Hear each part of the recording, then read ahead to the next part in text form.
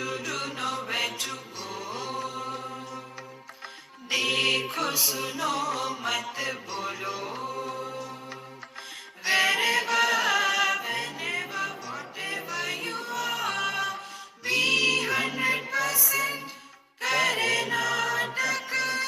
किसी को आओ मत कहो, किसी को जाओ मत कहो. ना कुछ पाना ना कुछ खोना. Who asked you live at zero complete level?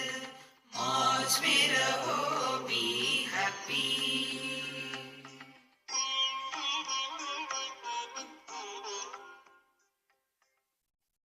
Shri Krishna Shri Krishna Shri Krishna Shri Krishna.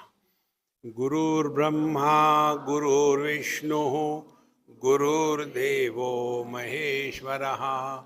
गुरु साक्षात् परं ब्रह्म तस्मै श्री गुरवे नमः. तस्मै श्री गुरवे नमः.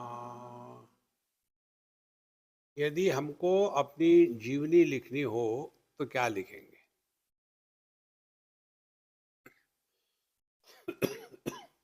लिखेंगे ही नहीं.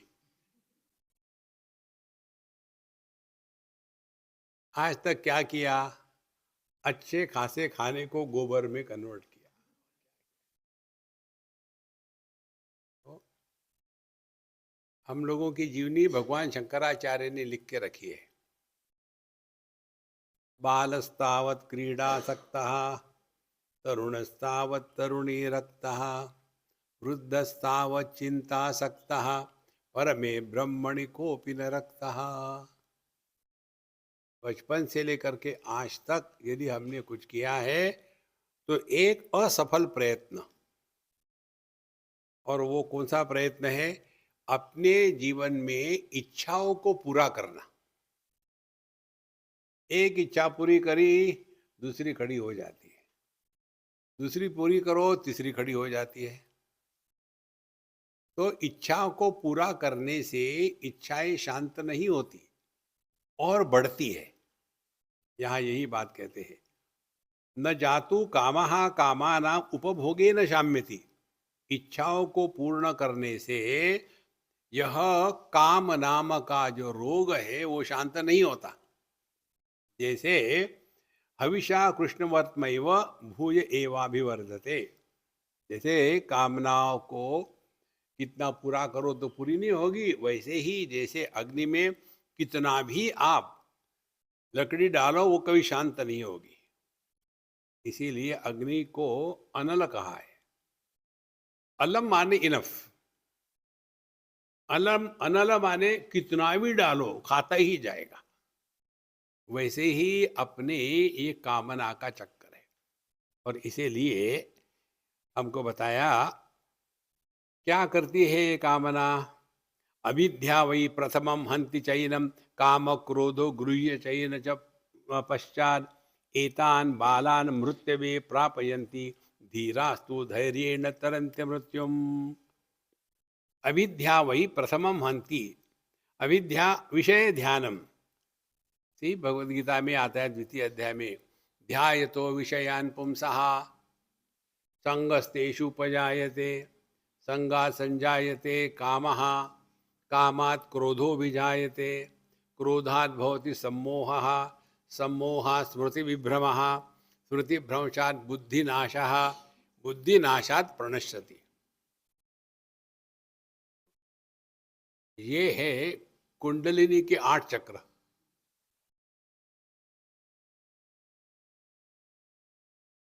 इसी में फंसे ही पूरा जीवन इसी में जाता है.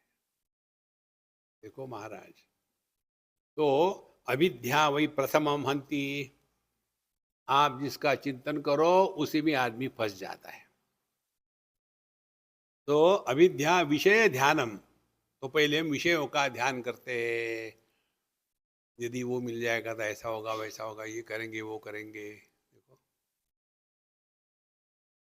इसका कोई अंत नहीं है.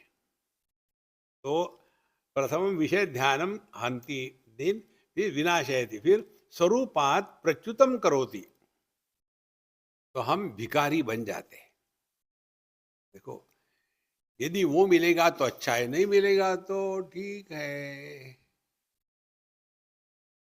तो स्वस्वरूपात प्रच्युतम करोति ततः विषय ध्यानाभि हतम एनम विषय रस सन्निधौ शीघ्रम प्रतिगृह्य कामश्चान्ति। और एक बार विषयों के प्रति हमारे अंतःकरण में महत्व जागृत हो गया, तो फिर उस विषय को प्राप्त करने के लिए विषय रस सन्निध हो, फिर विषय को भोगने के लिए उसके प्रति हम चले जाते हैं। प्रतिगृह्य कामाश्च हन्ति, और फिर वो काम जो था जिसके लिए हम परेशान हो गए, वो कामना पूर्ण हो गई। ततः काम अभिहितम एनम प्रतिगृह्य क्रोधश्च हन्ति, और यदि हमारी कामना पूरी नहीं हुई तो फिर उसी काम का रुद्र रूप धारण हो जाता है, उसको कहते क्रोध। और क्रोध यदि यदि कामना पूरी हो गई तो फिर लोभ। माने काम के तीन विकल्प है, या तो काम पूरा होगा, या तो काम पूरा नहीं होगा, और यदि पूरा हुआ तो क्या होगा। तो काम पूरा नहीं हुआ तो क्रोध समझ में आता है, पूरा हो गया तो वो भी समझ में आता है, फिर और चाहिए। तो पूर्ण काम होना ये मनुष्य के जीवन में एक अच्छी बात नहीं है। ऐसी कुछ ना कुछ होनी चाहिए कि जब हमारी कामना पूरी नहीं होती। देखो, तब आदमी थोड़ा विचार करने लग जाता है। तो ततः काम अभिहितम एनम प्रतिगृह्य क्रोधश्च हन्ति, और फिर वे क्रोध में आकर के उसी में फंस जाता है। इसीलिए काम क्रोध उसको नष्ट कर देते हैं। और फिर ऐसे जो मूर्ख है से एतान बालान, ये कौन है जो अपने काम के कारण अपना सत्यानाश करते हैं? वो बच्चे हैं। बच्चे माने क्या? जिनको विचार करने की क्षमता नहीं है। अब यहाँ तो शास्त्र है नहीं, इसलिए ऐसे शब्दों का प्रयोग करते हैं, लेकिन हम आपके साथ बोल रहे हैं जिनको शास्त्र के संस्कार नहीं है, तो मैं आपको आपकी भाषा में समझाऊंगा। क्या? एतान बालान, बालान माने बेवकूफों को। हाँ, अब समझ में आ गया। किसी को कहो ना कि तुम अज्ञानी हो, कोई बात नहीं क्योंकि अज्ञान शब्द का कोई प्रभाव ही नहीं पड़ता। बेवकूफ को तो समझ में आता है, हाँ ये अपना शब्द है। एतान बालान मृत्यवे प्रापयन्ति, तो ऐसे जो बेवकूफ है वो मृत्यु को प्राप्त होते। मृत्यु को प्राप्त होना माने क्या? अपने ही इच्छा के कारण हमेशा दुखी रहना। ध्यान से सुनना, हमारा स्वरूप आनंद स्वरूप है। दुखी होना ये हमारी मृत्यु है। देखो, सुषुप्ति में हम सब आनंद स्वरूप रहते हैं, जग गए मर गए, फिर सुबह उठ के 7 बजे मेडिटेशन करना है। ठंडे पानी से नहाए कि गर्म पानी से नहाए? नहाने की जरूरत है क्या? नहाएंगे तो नींद खराब हो जाएगी। सत्संग में नींद अच्छी आती है। देखो, इसीलिए एतान बाला मृत्यवे प्रापयन्ति, तो मृत्यु का तात्पर्य अपने स्वरूप से पदच्युत होकर के दुनिया में दुखी होकर के रहना, यही मृत्यु है। कहते हैं धीरास्तु धैर्य न तरंत मृत्युम, ये जो धीर पुरुष है। देखो, कश्चित धीर प्रत्यगात्मान ऐक्षत आवृत चक्षु अमृतत्व इच्छन। कश्चित धीर, धीर माने धी माने बुद्धि, धिया राति इति धीरा, जो अपने विवेक से जीवन जीता है उसको धीर पुरुष कहते हैं। तो हम अपने जीवन को किसके साथ चला रहे हैं? विवेक के साथ या अपने मर्जी के साथ? जो व्यक्ति विवेक से जीवन जीता है उसके जीवन में पछतावा बहुत कम आता है। विवेक के साथ रहो। इसका मतलब ये नहीं कि पति का नाम विवेक है तो ये महारानी समझदार हो गई, वो तो नाव समझदार होगी। और पति ने गुस्सा किया, नाम तो विवेक है, समझ में तो कुछ आता नहीं। नारायण। तो धीरास्तु धैर्येण तरन्ति मृत्युम। जो धीर पुरुष है वो धैर्येण, देखो, कश्चित धीर प्रत्येक आत्मानमैक्षत। हमारे शिरडी साईं बाबा के दो शब्द सबको पता है, श्रद्धा और सबूरी। सबूरी माने धैर्य, धीर।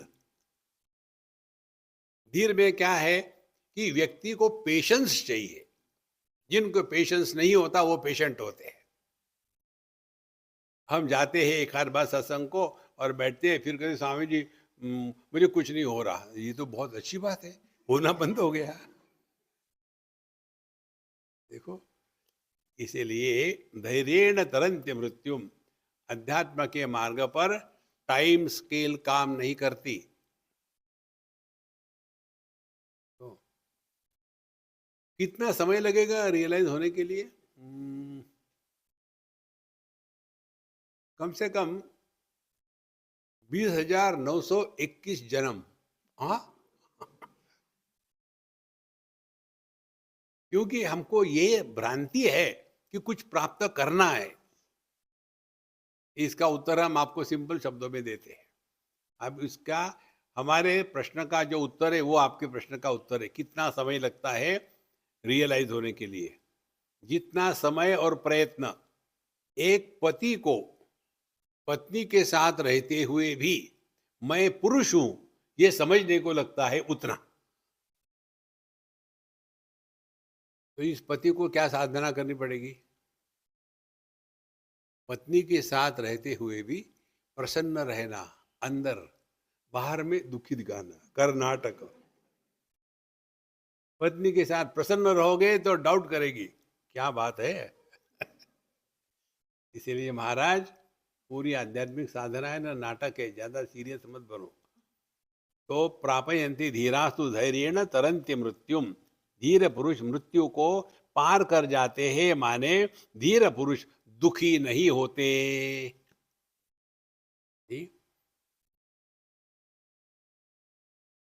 भगवान कहते गीता में, धीर पुरुष कौन है, समझदार कौन है, ज्ञानी कौन है? गतासु न गतासुश्च नानुशोचन्ति पंडिताः। धीर पुरुष, ज्ञानी पुरुष दुखी नहीं होते किसी भी कारण से। कोई मरे तो भी नहीं दुखी, कोई नहीं मरता तो भी दुखी। एक आपको इसके बारे में बताते महत्व की बात।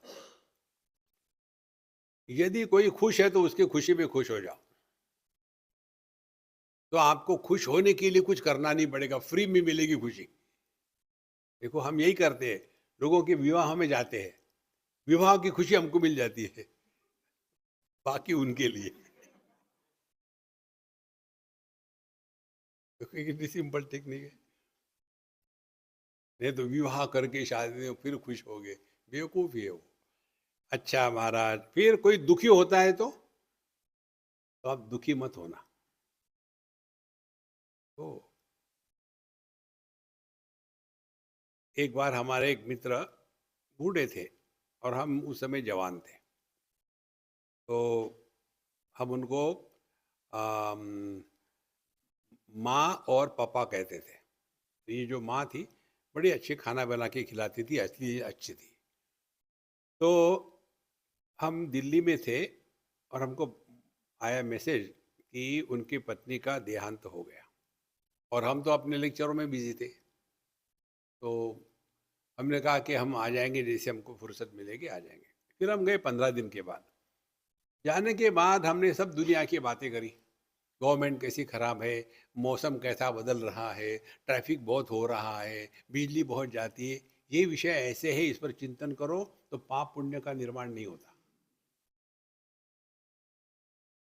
देखो, आपने यदि डिस्कशन किया कि मैं उधर से आ रहा था, मृगजल एक बोतल में भर के लाया, बड़ा टेस्टी लगा, इसको कोई निकला क्या? इसी प्रकार से मिथ्या वस्तु के बारे में कुछ भी बोलो तो पाप पुण्य नहीं लगता। गवर्नमेंट है, ये मिथ्या है, क्या फर्क पड़ता है इससे?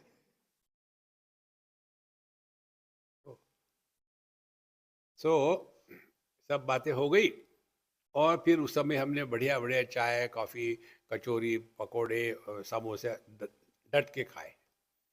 और जब मैं जा रहा था, तब उन्होंने उठ करके मुझे कहा कि तुम असली स्वामी हो। हमने कहा क्यों गाली दे रहे हो? बोले इसलिए कि जो भी मुझे मिलने आया, बोल बोल के मेरे पत्नी की मृत्यु के बारे में जब तक मुझे रुलाता नहीं, तब तक वो जाता नहीं था। आपने मुझे रुलाया नहीं। हमने कहा कोई जरूरत है कि पत्नी के मरने के बाद पति को दुख होता है? देखो, ऑन द कॉन्ट्ररी, भगवान करे आपकी पत्नी सावित्री ना हो, नहीं तो यमराज से भी खींच के लाएगी, जाते कहाँ हो? देखो महाराज, इसीलिए किसी के दुख में उसको दुख की याद नहीं दिलाना, उसको दुख से उठा लेना है। कितनी सिंपल बात है ये सावधानी को जीने को कहते हैं आध्यात्मिक जीवन।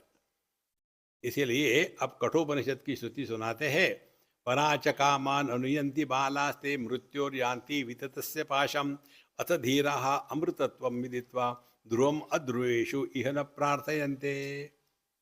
पराच कामान अनुयंति बालाः, देखो जो बच्चे हैं माने जो बेवकूफ है, पर माने अन्य, अच माने जाना, जो अपने से दूर जाते हैं। देखो, रूप रंग को देखना हो तो आंखों से दूर जाना पड़ेगा। स्विट्जरलैंड को जाना हो तो यहाँ को छोड़ के वहां की कल्पना करनी पड़ेगी। तो परांच कामान अनुयंति बाला, और वहां क्यों जाते हैं? क्योंकि उनमें कामना है। तो ध्यान से सुनना, कामना हमेशा अन्य की होती है। कितनी सिंपल बात है। तो जब हमारे अंतःकरण में कामना का जन्म नहीं होगा तो हम अपने साथ है। जैसे सुषुप्ति अवस्था में कोई कामना नहीं होती, हम अपने साथ है। और हम है कौन? आनंद स्वरूप है। और इसीलिए गहरी नींद में हम जो खर्राटे मारते हैं वो आनंद के अभिव्यक्ति का सर्टिफिकेट है, आईडी कार्ड। खुश हो क्या? खर्र खर्र, हाँ ठीक है, नेक्स्ट। तो इसीलिए कामान अनुयंति पराचह बालास्ते मृत्योर्यंति विततस्य पाशम, फिर वो मृत्यु के पाश में भटकते रहते हैं। मृत्यु का पाश माने अपने जीवन के दुख को मिटाने के लिए किसी और के पीछे दौड़ते रहना, इसी को मृत्यु कहते हैं। तो आप स्वयं आनंद स्वरूप हो, भटको मत दुनिया में। लेकिन हमारे बुद्धि ऐसी कुछ हो गई, वो वस्तु मिलेगी तो मैं खुश हो जाऊंगा, वो मिलेगी तो खुश हो जाऊंगा। ऐसा कुछ नहीं होता। अपने मन को देखो, जगत में कोई भी वस्तु, कोई भी भोग, कोई भी स्थान आपके मन को हमेशा के लिए आकर्षित नहीं कर सकता। ये सिद्धांत है। और ये आपको अपनी ही अनुभूतियों से सीख सकते हैं या दूसरे के अनुभूतियों से। हम एक बार अल्मोड़ा गए थे, बहुत ही सुंदर स्थान। बस वहां जाने के बाद लगता आह कितना सुंदर है, यही आकर के रहे तो कितना अच्छा रहेगा। बस एक दिन दो दिन के लिए ठीक है, फिर निकल आए। फिर जब आ गए हम बम्बई में, तो वहाँ किसी के यहाँ गए तो उनके यहाँ काम करने वाला जो था, हमने कहा कि अरे पहाड़ी कहाँ के हो, अल्मोड़ा के हो क्या? अरे स्वामी जी आपको कैसे पता है? मैंने ऐसे ही कह दिया, क्योंकि मैं अभी भी गया था अल्मोड़ा, इतना सुंदर है, ऐसे लग रहा वहीं जाके रहूं। तो तुम उसको छोड़ के यहाँ क्यों आ गए? बोले वहाँ ऐसे ही लगता है, दो तीन दिन के बाद बोर हो जाता है। कहने का तात्पर्य, मनुष्य का मन किसी भी देश काल वस्तु व्यक्ति परिस्थिति के प्रति हमेशा आकर्षित नहीं रह सकता। इसी कारण से जो मिड लाइफ क्राइसिस होती है ना सभी शादीशुदा लोगों में, वो यही कारण है इसका। उस समय यदि ये अपने आप को संभाल ले तो डाइवोर्स से बच सकते हैं। आप देखेंगे जितने डाइवोर्सेस होते हैं 90% डाइवोर्सेस इस एज ग्रुप में होते हैं। दोनों की मिड सेंचुरी में आ गए हैं और फिर वो एक दूसरे को मिसअंडरस्टैंडिंग करना शुरू करते हैं और मिसअंडरस्टैंडिंग की पराकाष्ठा होकर के फिर वो सेपरेट हो जाते हैं। एक कपल को हम जानते हैं, उनके दो बच्चे, दो लड़कियां, हमेशा झगड़ा झगड़ा, डाइवोर्स कर लिया। ये रहते एक स्थान पे, दूसरे देश में वो चला गया। दोनों ने एक एक बच्चे को ले गए साथ में, डाइवोर्स ऑफिशियली। दोनों बच्चे बड़े हो गए, एक माँ के पास एक पिता के पास। जब बच्चे हो गए कोई 15 16 17 साल के, फिर वो वापस आ गया अपने देश में। आने के बाद फिर कहते चलो हम लोग फिर से शादी कर लेते, फिर शादी कर ली। देखो कौन नचा रहा है? मन नचा रहा है। इसीलिए महाराज ये मन के द्वारा नाचो मत, यहाँ कहते हैं।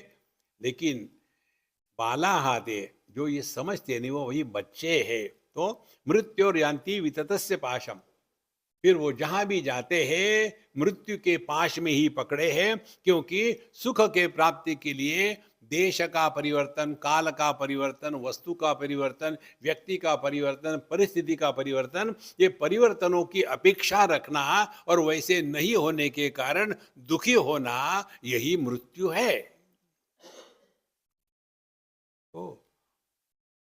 तो अथ धीराः, और इसीलिए जो धीर पुरुष है अमृतत्वम विदित्वा, ध्यान से सुनो, विदित्वा माने जानकर। उपलब्धि हमेशा ज्ञानात्मक होती है, क्रियात्मक नहीं होती। समझ लो ठीक से। उपलब्धि, किसी वस्तु की प्राप्ति हमेशा ज्ञानात्मक होती है, क्रियात्मक नहीं होती। एक बार हम कहीं गए थे और थक गए थे, फिर हम सोचे पता नहीं यार कहाँ होगा उसका घर, हमने उनको देखा भी नहीं था। तो हम उन्हीं के घर के सामने खड़े थे, थके थे, अरे राम पता नहीं कहाँ यार इसका घर। फिर हमने एक रास्ते वाले को पूछा, मैंने बोले वो जो देश पांडे है उसका घर कहाँ है? बोले यही तो है। हाथ फेरेगी तो परेशान हो रहे थे, माने वहां दौड़ के पहुंच गए, लेकिन पहुंचे ये जब तक जाना नहीं तब तक की उसकी उपलब्धि हुई नहीं। कितनी सरल बात है। तो यदि लाभ या हानि ज्ञानात्मक है तो हमारा जीवन ज्ञान प्रधान हो या क्रिया प्रधान हो। देखो, तो अथ धीराः अमृतत्वम विदित्वा, हमको अपने स्वरूप में ही सभी वस्तु की उपलब्धि होगी। माने सभी वस्तु की उपलब्धि का तात्पर्य क्या है? अंतःकरण से कामना हमेशा के लिए मिट गई। हमारी कामनाएं कैसी होती है? एक के बाद एक। पढ़ाई अच्छी हो जाए, 10वीं हो गए पास, अच्छे कॉलेज में एडमिशन मिल गई, फिर अच्छे ग्रेड आ गए, फिर फॉरेन जाने को चांस मिल गया, फॉरेन भी गए, वहां जाकर के स्कॉलरशिप मिल गई, वहां अच्छे ग्रेड मिल गए। अब यहाँ एक ग्रीन कार्ड मिल गया, फिर इसी में किसी की शादी करनी हो गई। ये कहानी मैं जो सुना रहा हूं ना आपको, ये गुजराती की आत्मकथा है। और फिर अब मुझे यहाँ की सिटीजनशिप मिल गई। तब तक के 65 साल हो गए। फिर ऐसा लगता है कि नवसारी ही ठीक है, सारी दुनिया घूमे, और मड्डमों के पीछे घूमे और आकर के नवसारी में ही शांति मिली। तो हमारी कामनाएं एक के बाद एक के बाद एक, इसका कोई अंत नहीं है। जब सभी कामनाएं एक साथ पूरी हो जाती है, इसका तात्पर्य आपके मन में एक भी कामना नहीं रहती, ये इसका तात्पर्य है। इसीलिए अथ धीरः अमृतत्वं विदित्वा, तो जिन्होंने अपने स्वरूप पहचान लिया है, उसका लक्षण है अंतःकरण में एक भी कामना नहीं रहेगी। तो कैसे जिएंगे? जो थारी रहा है सो मारी रहा है। कल भी आपको बताया था, यदि हमारी कामना ईश्वर के कामना किसके मैच करती है तो उसमें पैरालेक्स नहीं आएगा। यदि मैच नहीं करती तो जीवन में दुख होगा। कितनी बढ़िया बात है। अमृतत्वं विदित्वा ध्रुवेषु अध्रुवम ध्रुवम अध्रुवेषु इह न प्रार्थयन्ते। और इसीलिए जो जो ज्ञानी पुरुष है वो इस नित्य परिवर्तनशील जगत में अपरिवर्तनीय आनंद की अपेक्षा नहीं रखते। देखो 9वें अध्याय में भगवान ने कहा, अनन्या चिंतयन्तो माम ये जना पर्युपासते तेषाम नित्याभियुक्तानाम योगक्षेमं वहाम्यहम्। इसको ऊपर ऊपर से पढ़ो ना तो आपको हर पुस्तक में मिल जाएगा, लेकिन उसके गहराई में चले जाओ तो तात्पर्य क्या है। जब भगवान कहते हैं तेषाम नित्याभियुक्तानाम, आप अनित्य के साथ नित्य एक नहीं हो सकते, आप नित्य के साथ ही नित्य एक हो सकते हो। तेषाम नित्याभियुक्तानाम योगक्षेमम वहाम्यहम् माने क्या?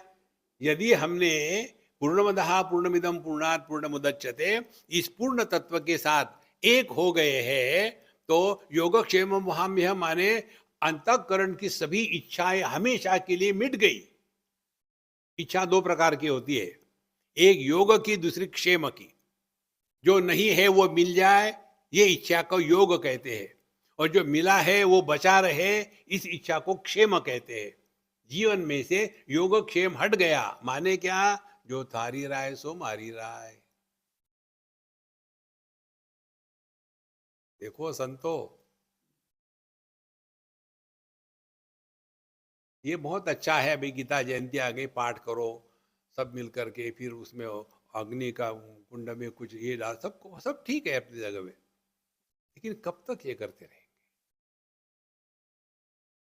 इसका अर्थ हृदय में प्रकट होना चाहिए।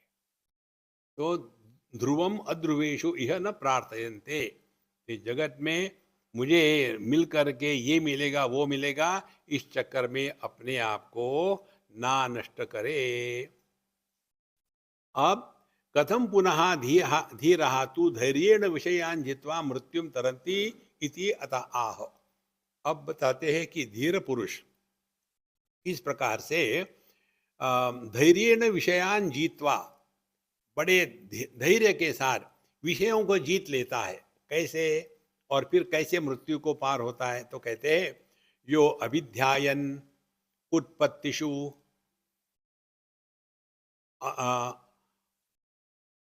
उत्पत्तिषु उत्पत्तिषून् निहन्य च अनाचारेण अप्रतिबुध्यमानाः स्वै मृत्युम मृत्युरिवातिं भूत्वा एवं विद्वान यो अभिहन्ति है कामान। बड़े क्लिष्ट शब्दों का प्रयोग होगा है। कहते हैं यो अभिध्यायन्तु, जो अभिध्यान करते हैं माने अनित्य अशुचि दुःखानुविद्धया उत्पत्तिषु उत्पत्त्योपत्य विषय, माने जो इसका ध्यान करते हैं, जो वस्तु अनित्य है वो प्रारंभ होती है, रहती है, नष्ट होती है, तो ये जगत के प्रति उसकी विचार बुद्धि कैसी होती है? ये जगत हमेशा ऐसा ही परिवर्तनशील रहा है, और जो व्यक्ति परिवर्तनों के साथ अपने को नहीं बदलता उसका सत्यानाश हो जाता है। कितने घरों में ये जो पेरेंट फैमिली या पेरेंट जनरेशन और बच्चों की जनरेशन, इसमें जो झगड़े का कारण है ना, यही एक कारण है, दूसरा कोई कारण नहीं। हमारे जमाने में जब हम पहली बार शादी होके आए थे, अच्छा कितनी बार शादी करी आपने? नहीं नहीं, पहली बार मैंने शादी होके जब हम आए थे, अच्छा फिर उस समय हम तो घूंघट से बिल्कुल उठाते ही नहीं थे, कई बार तो दरवाजे को ठोकर लगाई, इतना घूंघट होता था। आजकल की लड़कियां बाल काट के घूमती है। एक ने मुझे बताया, स्वामी जी आप अपने लेक्चर में एक बात बताना क्या, कि ये लड़कियां जो बाल काटती है ना, इससे हमारे धर्म की हानि होती है, ये नहीं करना चाहिए। तुम बताओ, बोले मेरी बात कोई मानता ही नहीं, आप बताओ। तो मैंने शुरू कर दिया, हमने कहा जो धर्म बाल काटने से कटता है वो कटने लायक ही है। बाल बाल बचा है,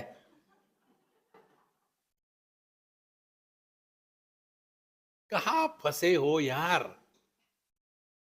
इसी में फंसे रहते हैं। इसी के एक कारण से ये जो सास की जनरेशन और बहू की जनरेशन, इनकी गैप इतनी बढ़ती है, दोनों ही बदलने को तैयार नहीं है। देखो, समझ किसको चाहिए, छोटन को कि बड़न को? देखिए, ये एक्सपेक्ट करते हैं आजकल के बच्चे, वह बच्चे ऐसे ही होते हैं, आजकल के नहीं, हमेशा ऐसे ही थे। देखो, यहां कहते हैं ये जो विषय है, इसको बिल्कुल बढ़िया से बढ़िया हमको समझना है। यदि हम इसको ठीक से नहीं समझेंगे, अभिध्यान, तो विषयों को जीत करके मृत्यु के पार हमको जाना है। तो किस प्रकार से जाते हैं, तो बताते हैं कि विषयों का स्मरण करते समय पहले उसकी एक बात स्पष्ट होनी चाहिए कि कोई भी विषय जो है वो उत्पन्न होता है और थोड़ी समय के बाद उसमें परिवर्तन आके नष्ट हो जाता है। तो जो अनित्य जगत है, अनित्य जगत से नित्य सुख की उपलब्धि की अपेक्षा रखना, इससे बड़ी मूर्खता कोई नहीं है। देखो, आप अपने अनुभव से सीखो। जिस वस्तु के प्रति हम इतने पागल होते थे, वही वस्तु अब हमको नहीं है, तो हम उतने पागल हो रहे हैं क्या? कारण क्या है? हमारे मन में किसी भी वस्तु देश काल के प्रति हमेशा के लिए आकर्षण नहीं बनता। ये न जानने के कारण हम पागल हो जाते हैं। देखो, एक बार इंग्लैंड की बात है, हम समुद्र के किनारे ड्राइव कर रहे थे, पेंजांस एरिया में, बहुत सुंदर जगह है। तो जो हमको ड्राइव करा रही थी, एक अंग्रेज, तो हमने कहा अम्मा रुक जाओ यहाँ। हम रुक गए। वहाँ बहुत ही सुंदर एक नीचे जाना पड़ा, वहाँ एक मकान बना हुआ था अलग से, और फिर वहाँ बोटिंग की जगह थी, बढ़िया रेस्टोरेंट थे। हम वहाँ गए और चाय पानी पिए। फिर मैंने कहा यार, ये मकान कितना सुंदर है, I wish I could come and stay here. तो उसने मुझे बताया, स्वामी जी एग्जैक्टली यही मेरे साथ हुआ था। मैं उस समय ऑस्ट्रेलिया में थी, यहाँ घूमने आई थी, और ये स्थान देखा, मुझे इतना पसंद आया, तो मैंने ऑस्ट्रेलिया के हस्बैंड के साथ डाइवोर्स कर लिया। यहाँ आकर के इस घर का जो मालिक है उसके साथ शादी कर ली। इसको कहते हैं प्रैक्टिकल अप्रोच टू लाइफ।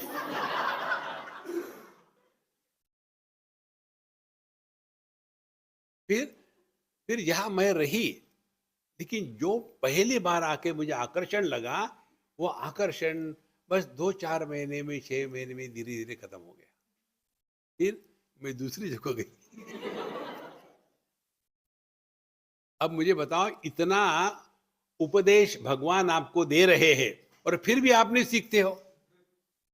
तो वो जो बताने वाली थी वो मेरा गुरु हो गई ना। उसने यही बताया कि कोई भी स्थान हो, कितना भी आकर्षक हो और कितना भी आपको अच्छा लगे, आपका मन कभी उसमें हमेशा के लिए आकर्षित नहीं रह सकता। देखो, यही बात संस्कृत में कहेंगे तो शास्त्र हो जाते हैं। और life is a time pass, ये कोई मंत्र होता है? संस्कृत में चाहिए। हमारे लोगों को लेकर के कई लोगों के कमेंट, स्वामी जी ये माफ करना, ने कर दिया माफ। बोले आपका जो ये लोगो है ये कैसे विचित्र है। मैंने क्यों, क्या करूं फिर बताओ। बोले नहीं, लोगो माने कैसा होता है, वहाँ अच्छा चित्र होता है और कुछ लिखा होता है। हमने कहा मैं बताता हूँ। वहाँ एक तो कोई स्वान होगा या दो होंगे, और वहाँ एक हार्ट बनाएंगे, और फिर या तो वहाँ से सूर्य की किरणें निकलेगी, या तो कोई नागोबा बैठा होगा वहाँ, या तो कोई पक्षी चलते होंगे, और नीचे में संस्कृत में लिखा होगा जो किसी को समझ में नहीं आता। और किसके लिए होता है ये लोगो? कागज के लिए कि लोगों के लिए? हमारा लोगो लोगों के लिए। दिमाग लगाने की जरूरत है। मौज में रहो, रिलैक्स यार, जो हो गया रियलाइज ऑन इंस्टेंटेनियसली। नहीं तो पहले पता नहीं है, भद्रा शृण्वन्तु,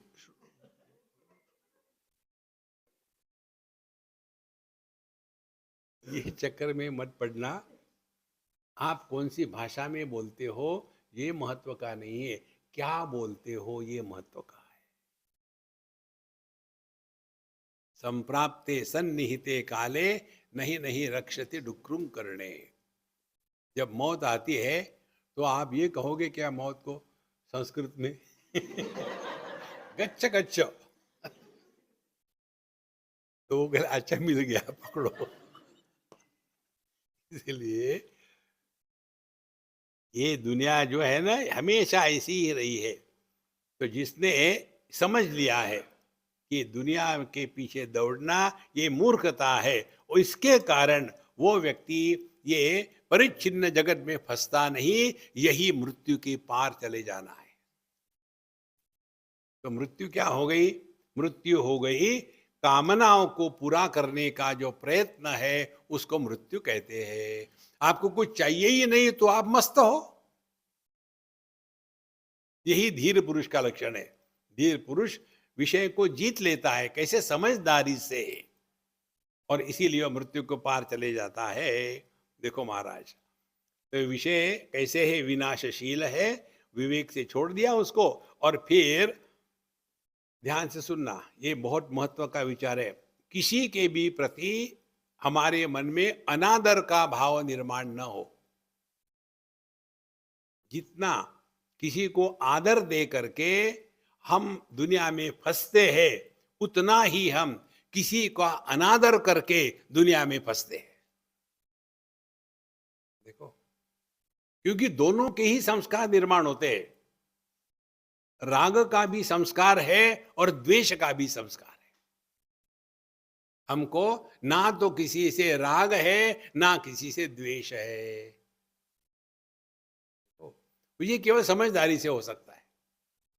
समझो हमको हार्ट का ऑपरेशन करना है, तो हम पूछेंगे कि डॉक्टर को, डॉक्टर साहब आपका गोत्र कौन सा है? मेरा गोत्र? ये गोत्र क्या चीज होती है? आपका कोई गोत्र नहीं? नहीं। फिर मैं नहीं करूंगा आपसे हार्ट ऑपरेशन। फिर एक होम्योपैथी के सामने गए, तुम्हारा गोत्र कौन सा है? महाराज आपका कौन सा गोत्र है? भारद्वाज। मेरा भी भारद्वाज है, करो ऑपरेशन। अरे होम्योपैथी में ऑपरेशन? अब क्या करें, गोत्र मिल रहा है ना।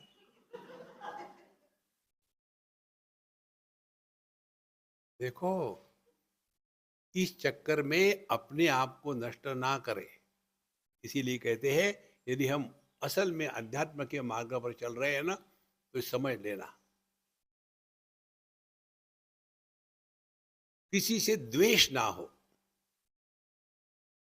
मजाक में भी द्वेष के कारण वह वस्तु या व्यक्ति हमारे हृदय से निकलता नहीं। किसके भी प्रति द्वेष ना हो।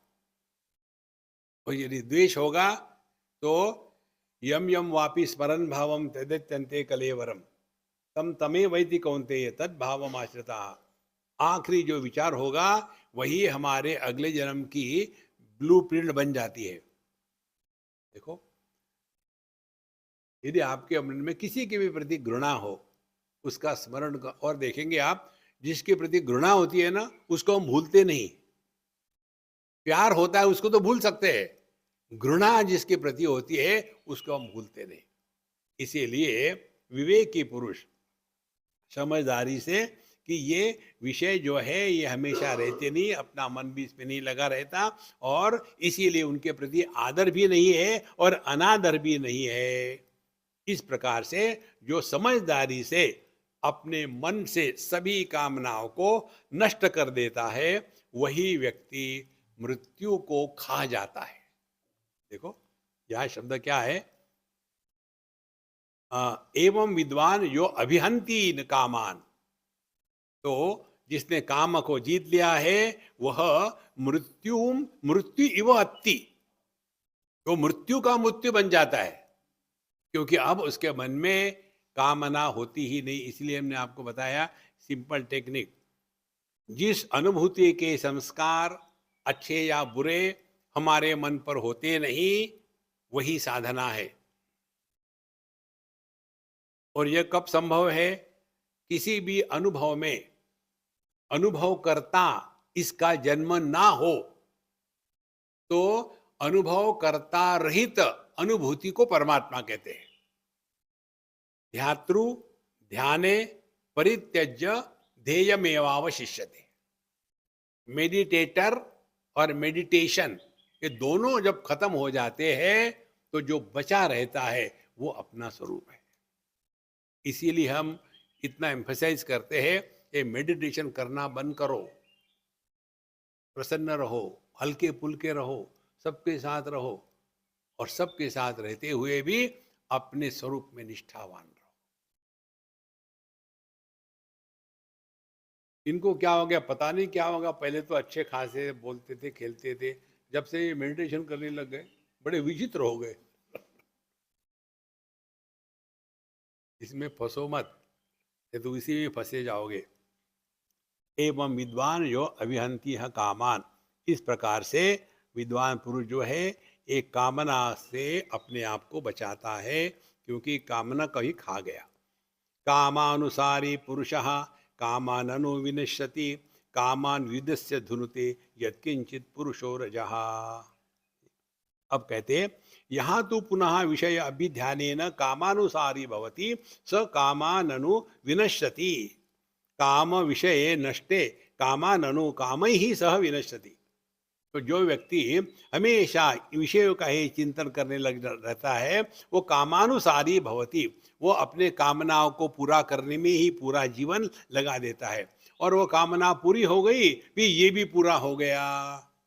इस प्रकार से एक काम से दूसरे काम तीसरे काम इसी में लगा रहता है। अनित्या काम गुणा प्रतिक्षणम विनाशित्वान् वा तत्कामो विनाशी भवति विशीर्णो भवति। तो धीरे धीरे किसी भी वस्तु के प्रति जो कामना है उसके प्रति हम जो परेशान होकर के जीते हैं, इससे भी हम बिल्कुल आराम से निकल सकते हैं, केवल समझदारी से। देखो इसीलिए विषयों का हमेशा चिंतन करना यही काम की जन्मभूमि है।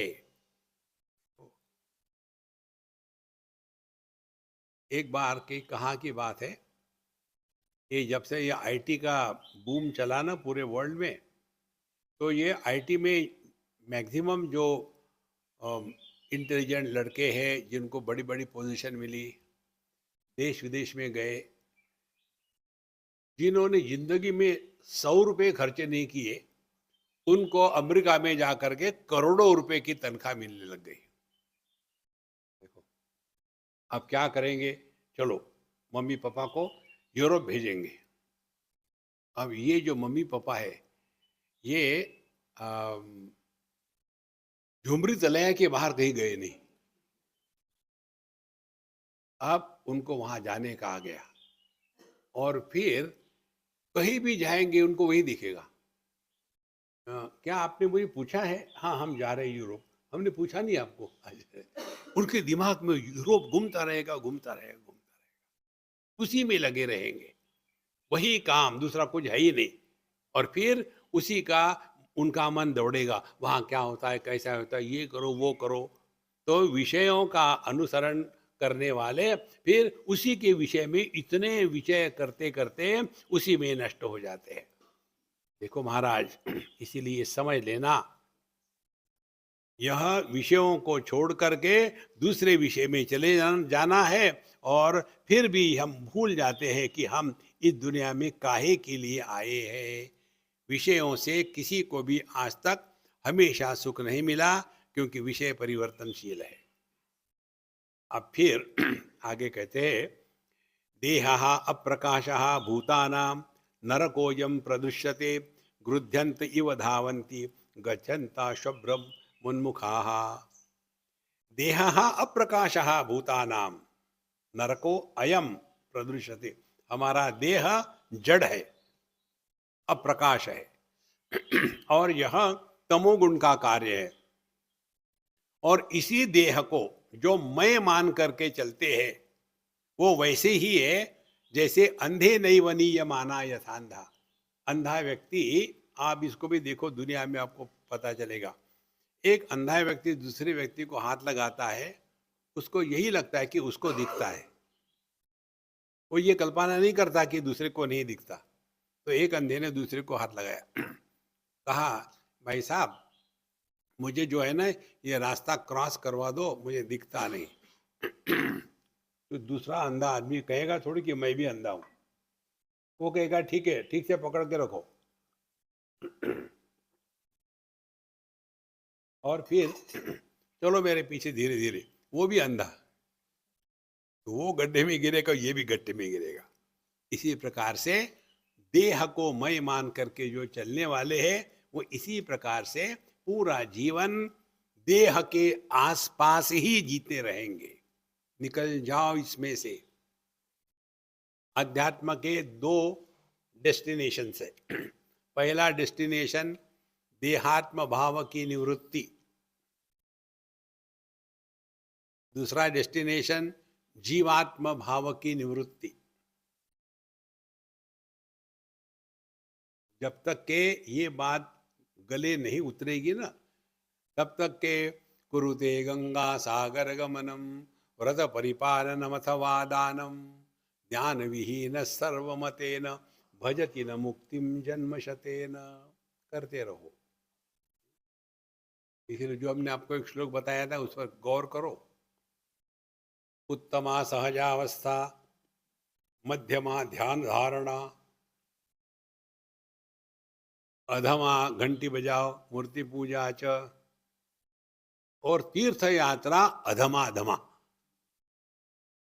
जितने भी तीर्थ यात्रा को जाते हैं ना, आप देखेंगे 99% लोग फोटो निकालने के लिए। भगवान उदाहरण के लिए बद्रीनाथ गए, तो भगवान को पीछे रखेंगे, और फिर बड़ा वहाँ का दरवाजा, वहाँ खड़ा हो करके ये फोटो वो फोटो, ये एंगल वो एंगल, आने के बाद अपने इंस्टाग्राम पर सब जगह रख देंगे। और फिर अरे गुप्ता जी आप कब गए थे? हाँ इस समय गए थे। बिल्कुल ऐसे ही मन बन गया, चले गए।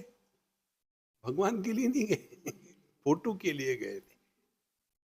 कहाँ फंसे है रे बाबा। अध्यात्म का तात्पर्य दो बातें, देहात्म भाव की निवृत्ति और जीवात्म भाव के भ्रांति से ऊपर उठ जाना। तो देहः अप्रकाशः भूतानां नरकोऽयं प्रदृश्यते। यह नरक है। देखो हमने आपको कल परसों बताया था, क ये जो सफिक्स आता है, ये शब्द के बाद लगाने से शब्द के अर्थ में परिवर्तन होना आवश्यक नहीं। बाल माने बच्चा, बालक माने बच्चा, नर नरक एक ही है, कोई फर्क नहीं है। इसीलिए यहां कहते हैं कि नरकोऽयं प्रदृश्यते गृध्यन्त इव धावन्ति गच्छन्ता शुभ्रवन्मुखाः। मनु स्मृति में आता है, इन्होंने कोट किया है, अस्ति स्थूणम स्नायुबद्धम मासत क्षत जले जलेपगम चर्मावनद्ध दुर्गंधिम पूर्ण मूत्र पुरीशयोः जराशोक समाविष्टम रोगायम आयतनम आतुरम रजस्वम अनित्यम च भूतावासम इमं त्यजेत। हमारे भगवान शंकराचार्य ने एक ग्रंथ में लिखा है, अत्यंत मलिनो देह देही चात्यंत निर्मल असंगोहमिति ज्ञात्वा शौचमेतत् प्रचक्षते। जब तक के देहात्म भाव को हम बांध के रखेंगे तब तक के अभी धक्के खाना जरूरी है। देहात्म भाव की निवृत्ति के लिए इसको कहते हैं विरज्य विषय व्राता दोष दृष्टया मुमुर्मुहु। हम में हर एक में दोष देखने की क्षमता है, बहुत बढ़िया है। और ये दोष देखने की क्षमता अपने देह पर लगाओ। ये देह क्या है? अस्थि स्थूर्ण स्नायुबद्ध मांसक्षत जलेपगम, दुनिया भर के कूड़ा करकट इसमें भला हुआ है। और मूत्र पुरुषयो हो पूर्णम, और इसी को लेकर के हम चलते हैं। Beauty is superficial skin deep, ugliness is bone marrow deep. देखो, और हम ऊपर का देख करके उसमें फंस जाते हैं जिंदगी भर के लिए। इसीलिए महाराज ये देह के लेकर के इतना चक्कर में मत फंसो, नहीं तो पूरा जीवन इसी में चला जाता है और फिर हमको कोई मदद नहीं करता। तो यह जो देह है इसके साथ उसी को मैं पर चलना, यही अंधे आदमी के जैसे अंधकार में गिर जाने की प्रक्रिया है। य एवं गृध्यंत एव धावन्ति तेषाम देहो निरर्थक इति आह। इस प्रकार से जो इस देह को ही मैं मान करके चलता है उसका मनुष्य देह में जन्म लेना निरर्थक है। कैसे? कहते हैं अमन्यमानः क्षत्रिय कदंचित अन्यम नाधीयते तारण इवास्य वाग्रह। अमन्यमानः, हे क्षत्रिय, हे धृतराष्ट्र, अमन्यमानः, कोई और विचार करने का उनको कल्पना भी नहीं होती कि दुनिया में और भी कुछ है, शास्त्र है, अध्यात्म है, चिंतन है, साधु संतों की जीवनी है, उपनिषद है, दिमाग में कभी आता ही नहीं। नॉर्मल लोगों की आप अध्यात्म में देखोगे क्या है, जहां हमारी इच्छा पूरी होगी वही हम जाएंगे। इच्छा को पूरा करना यह अध्यात्म नहीं है। इच्छाओं के परे चले जाना यह अध्यात्म है।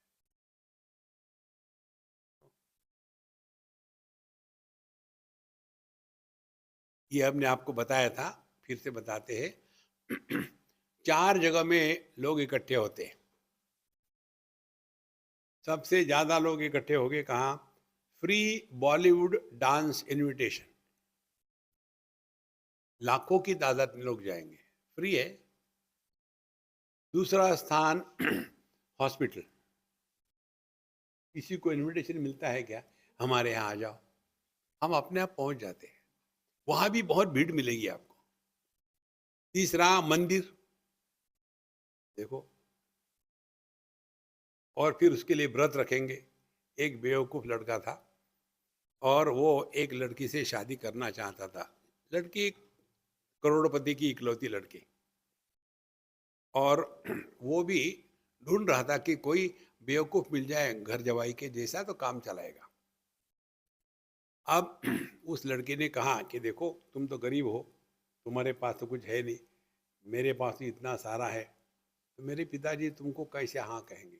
बोले मैं तो देवी का भगत हूँ। और उसने साधना शुरू कर दी।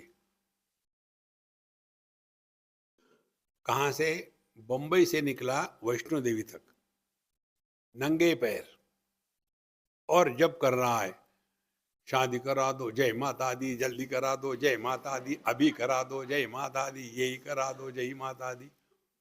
पहुंच गया वहां, और जब होने के बाद उस लड़की ने बताया पिताजी को, पिताजी देखो उसने ये किया है मेरे से शादी करने के लिए। अच्छा उसको ले आओ, शादी कराया जाए। बस देखो देवी प्रसन्न हो गई, शादी हो गई। शादी इसलिए की कि उसको एक घर जवाई चाहिए था, बेवकूफ। जो इसके पीछे इतना पागल होता है वो समझदार हो सकता है क्या? और फिर वहां रहने के बाद फिर उसको समझ में आया कि वो उसकी स्थिति तो एक उसके घर के कुत्ते से भी गई बीती है। फिर दुख हो रहा, मैंने गलती करी, फिर क्या, फिर वही देवी शादी तोड़ दो जय माता जी, अब भी तोड़ दो जय माता जी। तो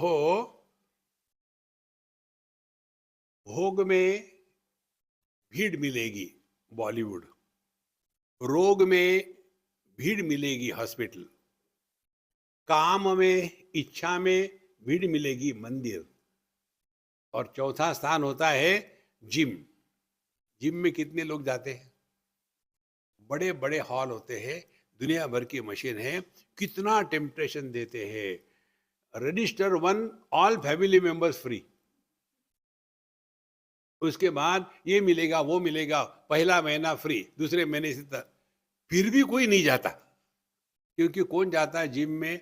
जो हेल्दी है और हेल्थ मेंटेन करने के लिए जाता है। इसी प्रकार से अपना वेदांत का सत्संग जिम है। यहाँ आप यदि इस कल्पना से आए हो सत्संग करने से आपकी बीवी अपनी बात मानेगी तो you are come to wrong place. ये दुनिया ऐसी ही चलेगी, इसको आपको निकलने का मार्ग दिखाएंगे। क्या? तुम्हारे जीवन में भगवत गीता का प्रथम अध्याय का उद्घाटन हो गया। कैसे उद्घाटन हो गया? तुम दुखी हो न पत्नी के कारण, हाँ, यही तो भगवत गीता का पहला अध्याय है। जी, पति विषाद योगो नाम।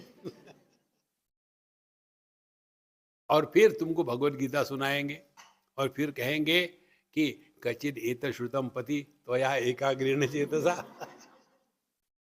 कचिद अज्ञान सम्मोह प्रनष्टस्ते। हाँ, आप समझ में आया। मैं दुखी इसलिए हो रहा था कि I was taking her very seriously. I should take her lightly, but she is heavy. Never mind, take lightly.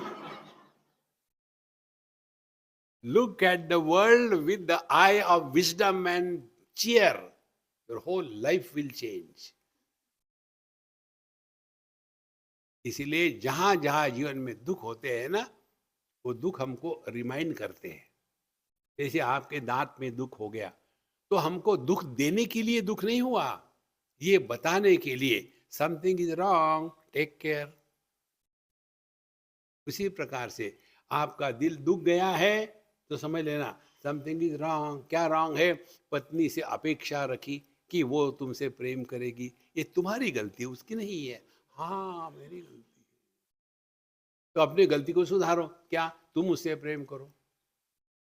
नहीं, वो तो नहीं करते, तुम भी कहाँ गए? झूठा झूठा करो। देखो महाराज, जीवन इतना आनंदमय हो जाता है, लेकिन ऐसे हम लगते हैं अध्यात्म माने इच्छा को पूरा करना, ये सबसे बड़ी गलती है। तो अमन्य मानहा, और फिर जहां हमको जीवन में धक्के मिले तब हम आ जाते हैं आनंद मंगल खंडाला।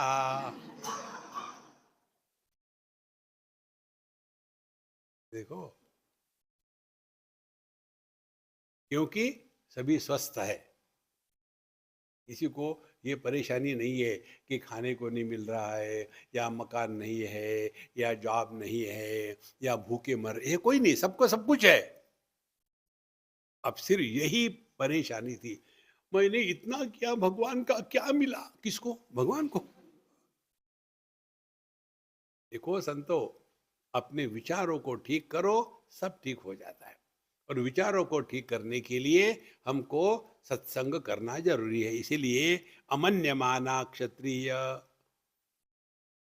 इसके सिवा कुछ दुनिया है ही नहीं, ऐसा जो विचार करते हैं। कंचित अन्यम नाधीयते, लेकिन ये दुनिया से बाहर निकलने का प्रयत्न ही नहीं करते। वही तमाकू, वही चूना जिंदगी भर रगड़ खा रहे। देखो, जो मनुष्य बिना जॉब के, बिना जॉब माने विदाउट प्रोड्यूसिंग वेल्थ रहता है, उसका यहाँ उदाहरण दिया, तारणी व अस्य व्याघ्रः, जैसे घास का शेर बना के रखा हो। घास का शेर दिखने के लिए तो शेर है, लेकिन कुछ है नहीं उसमें। इसी प्रकार से जीवन में without producing wealth, if you are living, your life is wastage. आपकी जो क्षमता है उसको जागृत करो। नहीं तो देखो, ठीक है, ठेविले अनंते तैसे जी राव है, लेकिन मुझे वो मिल जाए तो ठीक है, फिर काहे के ठेविले अनंते आया। इसीलिए महाराज, कभी भी अपने आप को निकम्मा मत रखो, भगवान कृष्ण इसके विरोधी है। माते संगास्तु अकर्मणि, जीवन में अकर्मी निकम्मे ना रहे, बहुत महत्व की बात है। अमन्यमाना क्षत्रिय कचित अन्यम नाधीयते तारणी वास्य व्याघ्रहा। फिर क्या हो जाता है इसके कारण, ये इसी संसार में फंसे रहते। फिर क्रोध, लोभ, फिर मोह, भय अंतरात्मा, फिर उनका जीवन हमेशा डर डर के चलता है। गुस्सा करेंगे, फिर कुछ मिला तो लोभ करेंगे, उसी के मोह में आ गए, और ये पूरा मोहात्म जीवन है। आपने देखा होगा, जहां सिक्योरिटी ज्यादा है वहां आदमी निकम्मे ज्यादा होते हैं।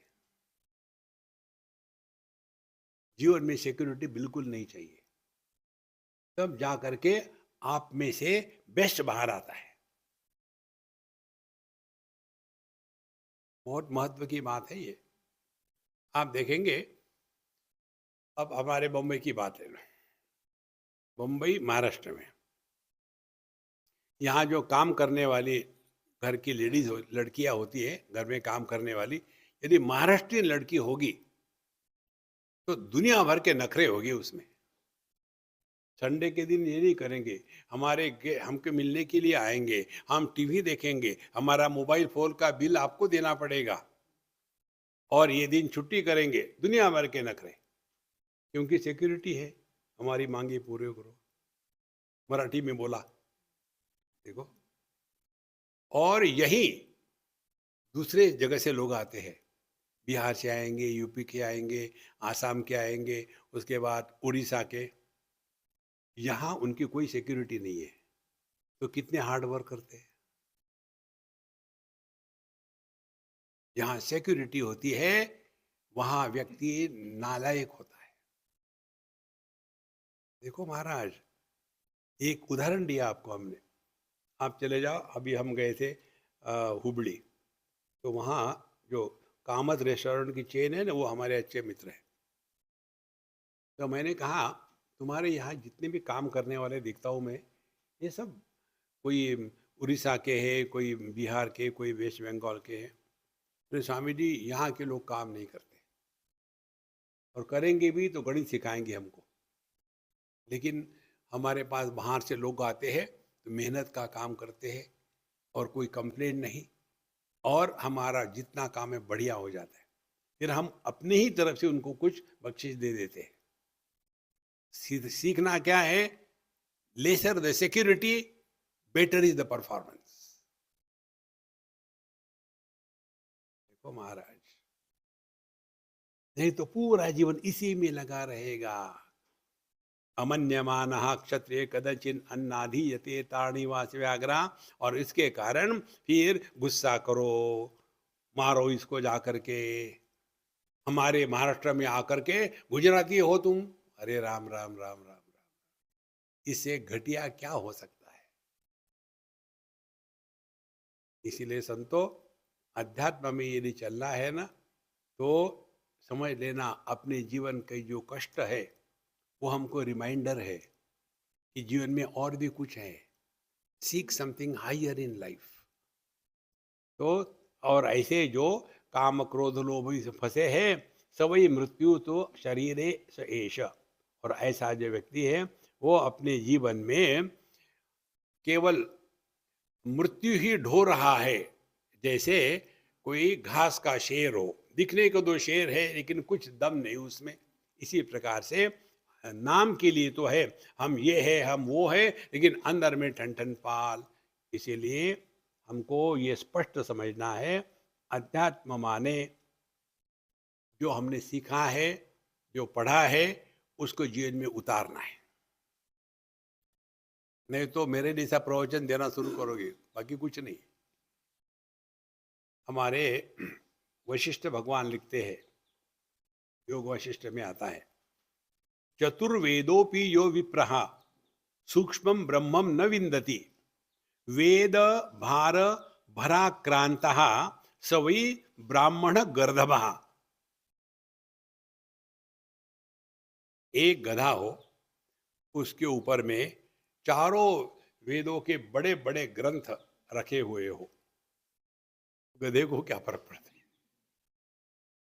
इसी प्रकार से हम सत्संग करते हैं, हम नित्य मंदिर में जाते हैं, हम पाठ करते हैं, हम जप करते हैं और फिर रोते हैं, गधे। आपने गलती करी है। वेदांत का श्रवण, भगवत गीता का श्रवण करने के बाद आपको दुखी होने का अधिकार समाप्त हो गया। फिर दुख का क्या करेंगे स्वामी जी? दूसरे को दुखी करो, तुम स्वयं मत दुखी हो। ये तो गलत बात है ना, तुम करके तो देखो। यदि आप प्रसन्न होगे तो किसी को दुखी नहीं करोगे, और यदि आप दुखी होगे तो किसी को प्रसन्न नहीं देखोगे। ये से ठीक है, इसकी शादी करा दो, ठिकाने पर आ जाएगा। देखो महाराज, तो चतुर्वेदोपि यो विप्रा सूक्ष्म ब्रह्म ब्रह्मन विंदति, वेद भार भरा क्रांता सवै ब्राह्मण गर्दमा। वो गधा है। देखो महाराज, तरही केन उपायेन मृत्यो विनाशः इत्याह। इसीलिए अब पूछते हैं कि क्या उपाय करें कि जिसके द्वारा यह काम इत्यादि का विनाश हम कर सकते हैं। तरी केन उपायेन मृत्यो विनाशः, तो बताते हैं, एवं मृत्युम जायमानं विदित्वा ज्ञानेन तिष्ठन्न बिभेति मृत्योः विनश्यते विषये तस्य मृत्यु मृत्योर्यथा विषयं प्राप्य मर्त्यः। इसका अर्थ है, सूक्ष्मता से अगले सत्संग में करेंगे। ओम पूर्णमदः पूर्णमिदं पूर्णात् पूर्णमुदच्यते पूर्णस्य पूर्णमादाय पूर्णमेवावशिष्यते। ओम शांति शांति शांति।